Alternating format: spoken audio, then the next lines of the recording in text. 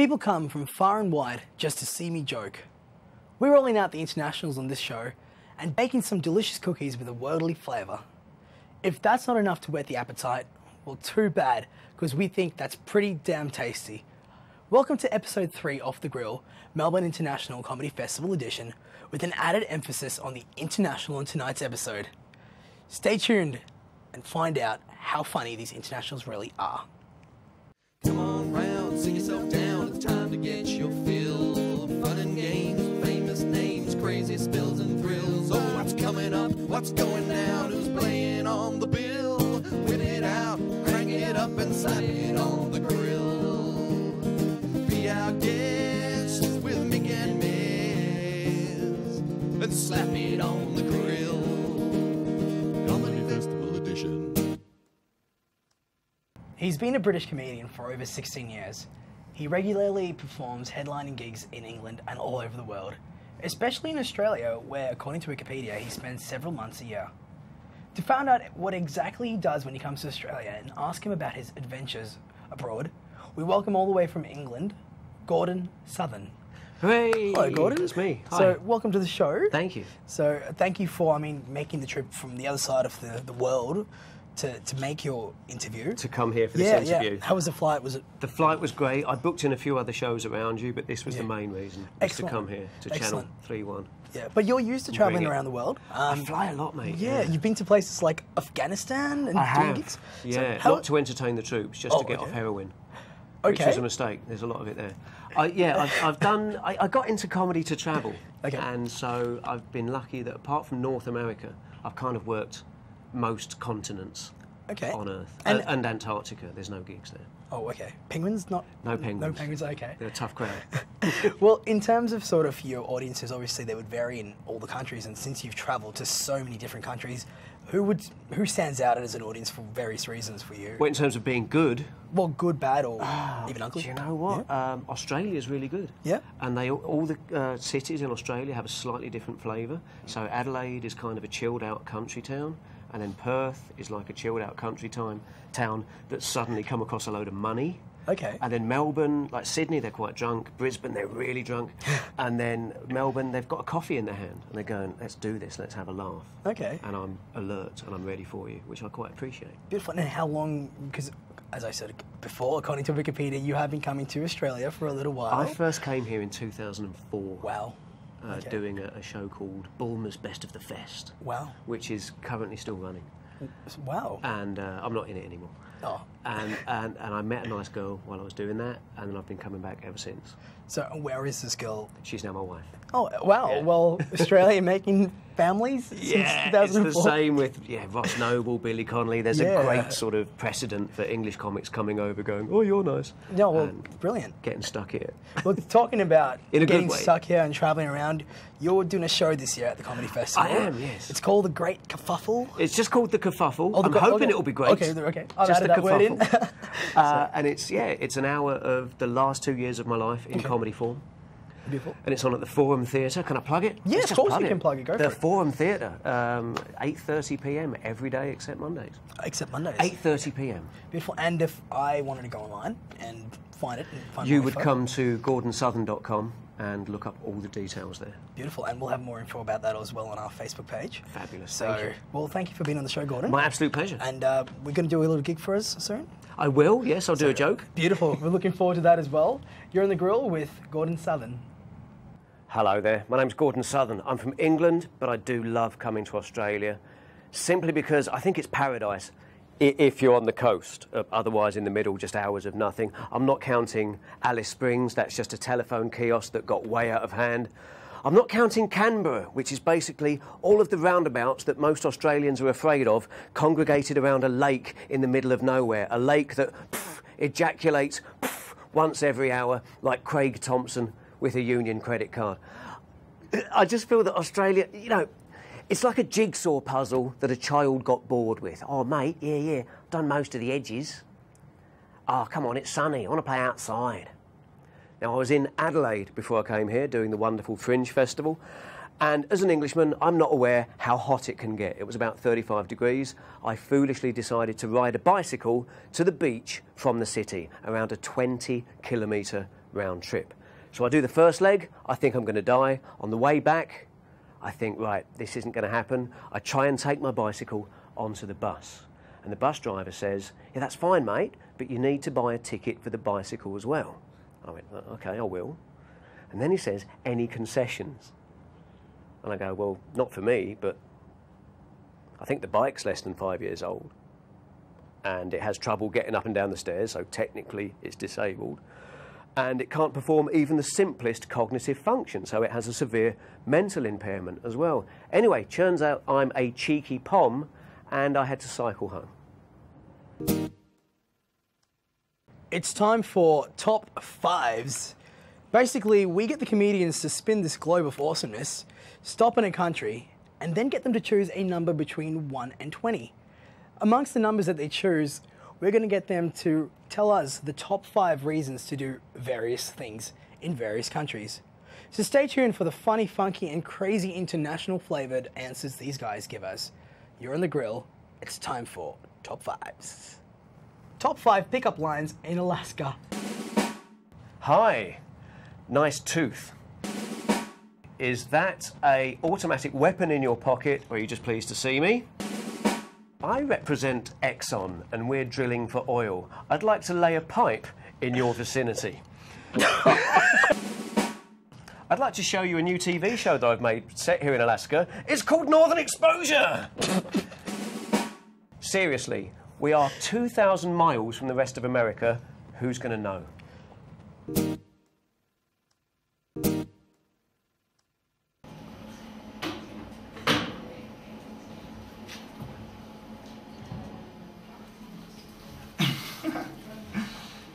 I just tweeted a pic of my coffee and hashtag, this tastes nasty. Sick. Hashtag, feel like YOLO drinking this coffee. Retweet at yo, it's Jay. Hashtag feels like YOLO drinking this coffee.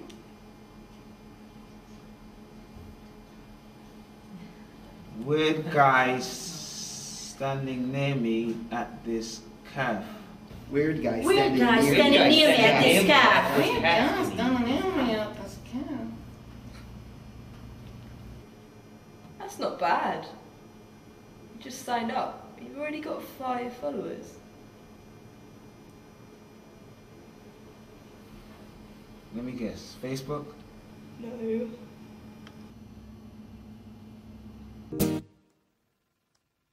Our next guest has come from a land not far from home. She could be mistaken for royalty. She looks like the princess, but is shorter for prince. The grill welcomes the Duchess of Cambridge's lookalike, or perhaps the Duchess herself, Kate Middleton. Hello, Your Majesty. Hello, how are you? I'm good. Your name's not really Kate Middleton, is it? No, it's Katie Reddin Clancy. Beautiful. So how long have you been a Kate Middleton impersonator, or lookalike for, I should say? Well, I don't actually work as an impersonator. Okay. It's more what the show's about. So the show is called Kate Middleton Show Queen, and it's about when Kate Middleton hires a lookalike, obviously for her maternity leave. Oh, wow. So I've been working with this show since October. I've been producing it and then writing it, and then we went to Adelaide Fringe. Wow. Had a run at La Boheme, which was great, and quite an experience. And then, yeah, up at Red Benny's coming up on the 19th and 20th of April. Beautiful. Have you, during your shows, have anybody, while you were in the Kate Middleton form, have you had any interesting interactions from the general public coming up to you, maybe sort of telling you how to run your country, or or what to tell Prince William? And people do say, how is Prince William? Okay. And how is he? Very well, thanks. Okay, Sends his love. Beautiful. Yes, you know what's happening with Harry, what's he up to, and is Okay. people going to get with Harry and all that sort of stuff. Yeah. Beautiful. Well, I've heard in England, or in the UK, there are a lot of Kate Middleton lookalikes. That's right. So, I mean, while you've been in your show and you've been doing it, have you ever had, I guess, competitive anger, or have other Kate Middleton lookalikes come up to you and sort of go, step off my, this is my thing? This is my patch. Yeah. No, because I've been living in Australia for since, oh gosh, nearly a year now. Oh, wow. I needed to, I wanted to always come and live here for a bit, and I wanted to get myself away in order to have my time free to focus and write the show and get the show off the ground. That's great, and I mean, if Kate Middleton wants to come to Australia but she's afraid, she can always just give you a buzz and be like, hey, you want to jump in for a couple of days? And, you know, would you be up for something like that if you got a call? Well, I mean, I suppose that's what the show's about. It is discussing the ludicrousy of lookalikes and the fact that it's big business to be a Mao Zedong lookalike. Everyone wants Mao Zedong in their wedding photos. And it's just the madness of the celebrity culture, and it's discussing that through a Hollywood actress and the character who she's called Katie, K-A-T, and she is just a lookalike for various corporate dues, and she gets a promotion to be, you know, in the maternity pool hired by the royal family. So she's thinking it's a big deal, but then she realises it's probably quite an empty life. Excellent. And you mentioned you're going to be at Red Benny's. That's right, yes. And if we wanted to go online and find out more information about the show, where can we go? redbennys.com. Beautiful. Yeah. Well, thanks for being on the show, Kate. My pleasure. Middleton. Katie. And we'll look forward to, you've got a letter that you're going to read out for us? Yes, I've got the promotional letter. Okay, beautiful. Yes. Well, we look forward to that. Thanks for being on The Grill. My pleasure. Dear Miss Katie Owen-Jones, we, the Palace, have been made aware of your good work as the lookalike of the Duchess of Cambridge from your agency, Rent a Royal. We thank ambassadors like you for upholding the Duchess's popular reputation and helping her to be all things to all people. Her impact has to be effective, and unfortunately, she therefore doesn't have time to do regional work when press is limited or uninvolved.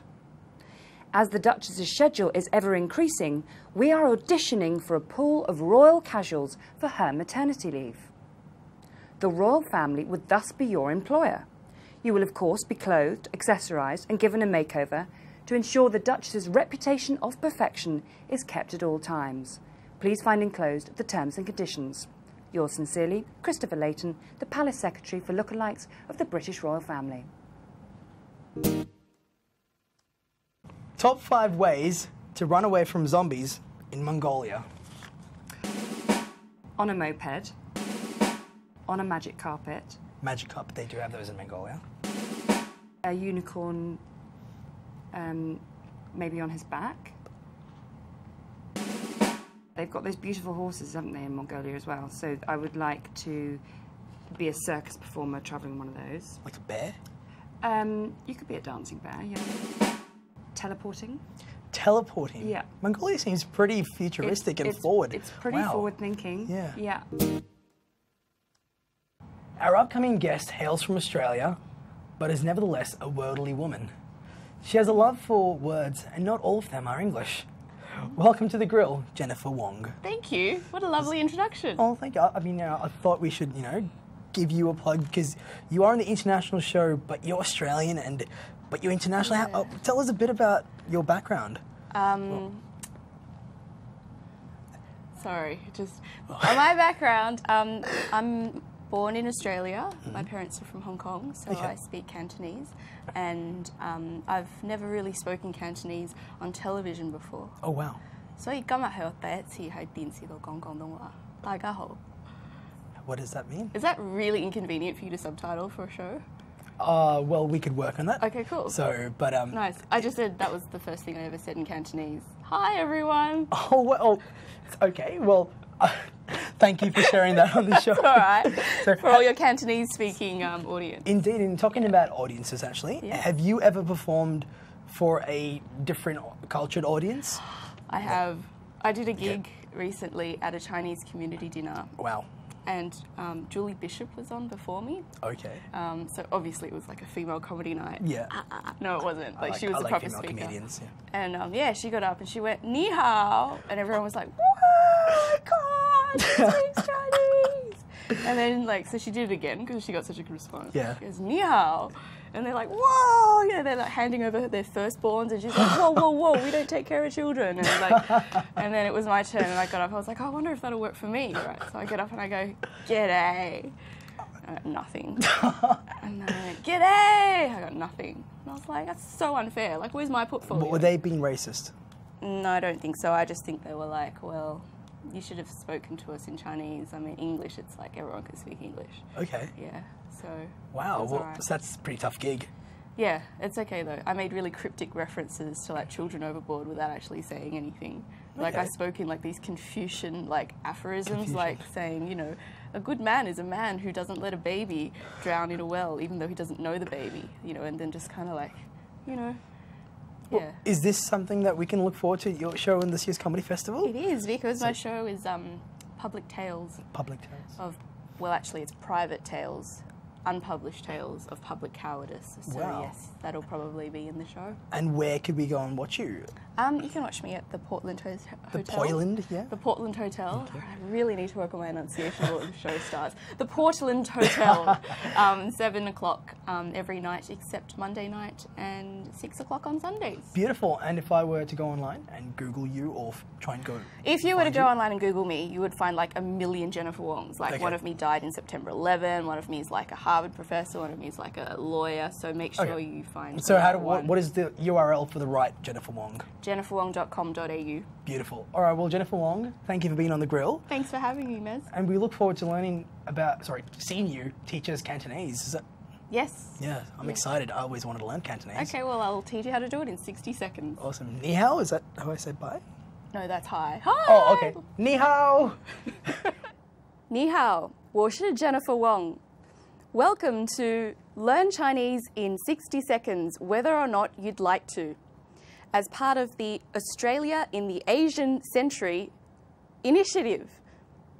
Sorry, who came up with the Australia in the Asian Century? Isn't Asian Century a restaurant in Box Hill? All right, we'll try again. Hi, welcome to Learn Chinese in 60 Seconds, whether or not you'd like to, as part of the Asians in Australia... No, as part of the Australia in the Asian Century, or as the Chinese call it, the Australia in the Chinese Quarter Dynasty initiative. This is part of the How to Learn Chinese in the remaining 45 seconds of this program. Chinese is a tonal language, so it's always important to know what tones you've got. For example, ma means mother, ma means hemp, and ma is a female sheep. Ma is a male sheep. And I'm afraid that's all we've got time for on how to learn Chinese in 60 seconds. 再见! Jeniffer, are you ready to play Top 5s? I'm ready. All right, top 5 ways to eat noodles in Polynesia. Sticks made of taro. Like, people in Polynesia love to eat taro. Okay. Suitable bowl, perhaps made of coconuts. Best ways to eat noodles: with your mouth, with your friends and your family.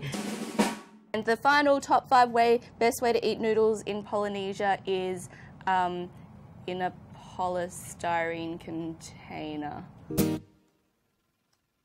A rampant German expat who will teach everything you need to know and possibly didn't need to know about his home country and its people. Paco Erhard travels the globe informing the public about who the Germans really are. To find out about Germans and to make a wordly impression, welcome to The Grill, Paco Erhard. Thank you very much. I did it right. That was, well, ish, yeah, it'll do. Ish. So, Paco, you are German? I am German, Yes. yeah. And despite the weird first name. First name. So, Erhard or Erhard? Erhard. Erhard. Okay. That's actually my real first name. I just thought, if you want to become a household name in the English-speaking world, then Erhard Hubener is probably not the way to go. Okay. Yeah. Okay.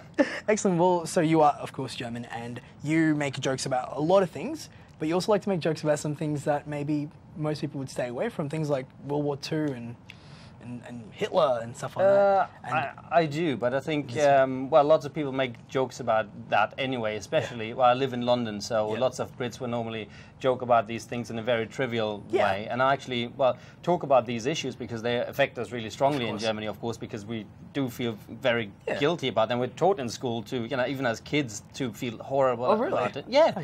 Oh, yeah, and that's what lots of people don't know. They just, Brits like to joke about, oh, the Germans just waiting to rise again. Oh no, we're just going. We're sorry.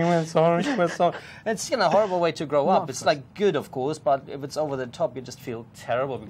And have you ever gotten in trouble for your jokes? No, actually. Because I talk about the Holocaust and how we grow up learning about that, and I've had quite a few Jewish people come up to me after the show, shake my hand, and said like we have a very similar experience learning about that, and it's amazing sometimes what great reactions I get. Oh well, that's great, and I mean we know that you travel around the world and also perform in different countries. Do you perform in different languages as well? I have performed in German and in Spanish before, and once in Italian, but my Italian is not, well, it's all right. But it's all right.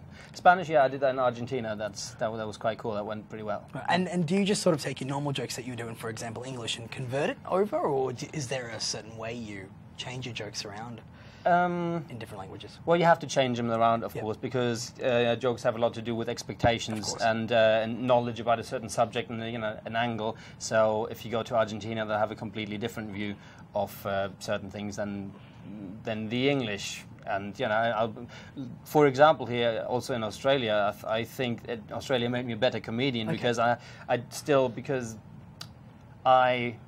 had a bit of a grudge against the English, I guess, because just constantly just heard the horrible cliched things from them. So my comedy was a bit confrontative at times, and Australians, you actually really like us Germans, which we're not used to.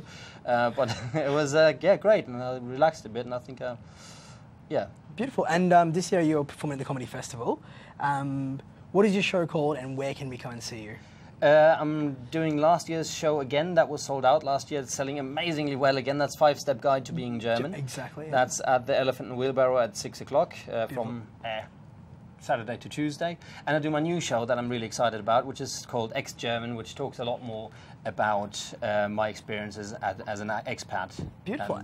And if I wanted to go online and find you, where would I find you? PacoErhard.com. Okay, PacoErhard.com. That's on your screens in case you need it looking for the spelling. Thanks for being on the show, and we look forward to seeing you perform for us. Thanks very much. From Mandarin to German to English, and back to Australian, we've had a massive show. The whole show was one massive international roller coaster. To catch the replay and get some snippets of next week's show, along with some behind-the-scenes footage and info on where you can find the comedians on today's show, jump onto facebook.com/TheGrillTV and twitter.com/TheGrillTV. And be sure to turn on Channel 31 next Monday to watch intently at 8 PM as we put state versus state, perhaps mate versus mate, and decide the fate on who is the funniest state. This is Mez signing out, and I'm sure somewhere in England Mick is saying bye too. I'll leave you with a hilarious clip of Paco Erhard. Enjoy. This is the downside to German order. This is happening at 200 kilometers an hour on the German Autobahn. This man is merging into certain death because this is a line.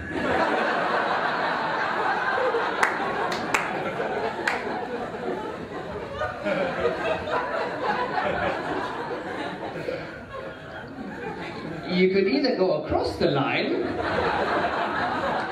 and live and let everybody else survive, or you could take out Frau Hugenbichler on the way to her Flügelhorn classes and make all these people go up in flames and die a horrible death. The German driver is the only driver in the world for whom this is a dilemma.